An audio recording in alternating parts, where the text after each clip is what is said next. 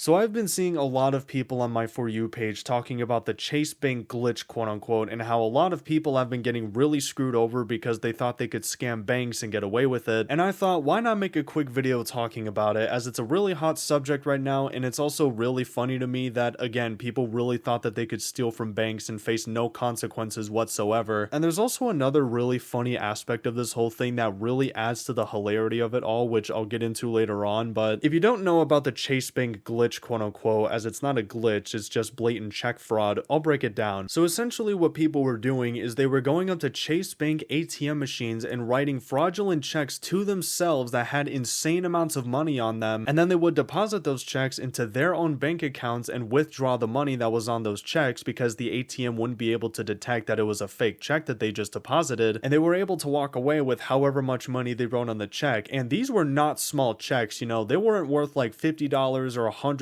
heck, even $500. No, people were writing checks for tens of thousands of dollars. Like, people were actually writing down 30,000, 50,000, just insane amounts of money because they thought they could get away with it. But here's the thing about the quote-unquote glitch, and this is actually the funny thing that I mentioned at the beginning of this video that adds to the hilarity of this whole situation. If you know anything about ATMs, and if you've ever used one before, then you know you have to use your debit card in order to access your bank account and basically do anything. And if you know anything about debit cards, then you would know those are also linked to your bank accounts, and your bank accounts has your bank information, which basically consists of every single piece of private information you could possibly have, such as your social security number, your house address, your phone number, your full government name. So the people doing the Chase Bank glitch, they were essentially snitching on themselves because they were depositing these fraudulent checks into their own bank accounts, and they're essentially telling Chase who is stealing from them and how much they are stealing. Like, these people might as well have been walking around with a giant neon sign around the bank saying, "Hey Chase, I'm stealing X amount of money from you, come get me." And let me tell you, Chase is coming after them, as they are now starting to charge people the amount of money they tried to withdraw. And I've seen a couple videos on TikTok of people freaking out because they're now realizing if you play stupid games, you win stupid prizes, because their bank accounts are in the negatives now and they owe tens of thousands of dollars. In fact, I saw this one video of a guy reacting to another guy who tried the Chase Bank glitch, and he's now freaking out because he owes Chase Bank $99 billion,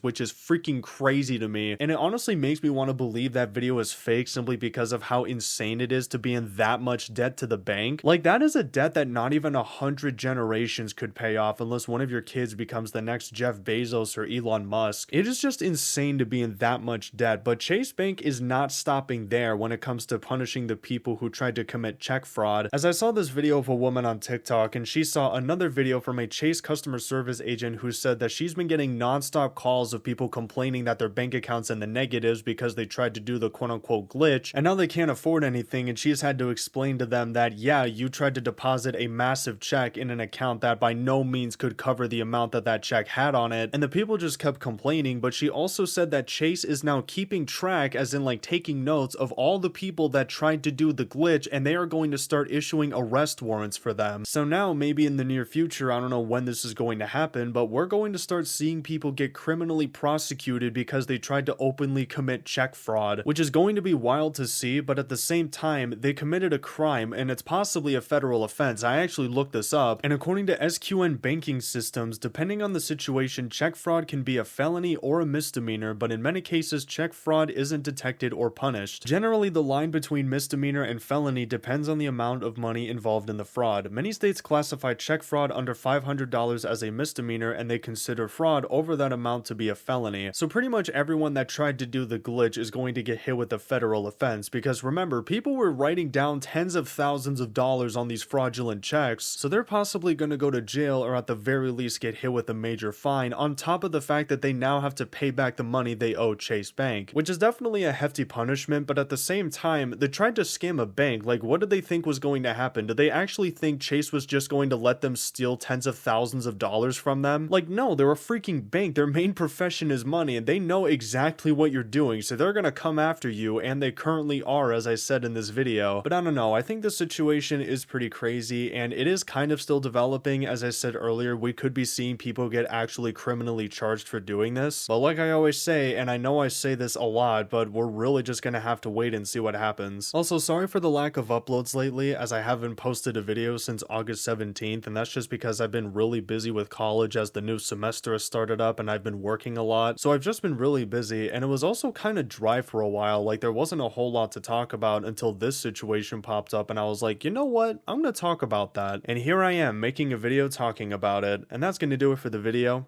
Thank you for watching, and yeah, peace.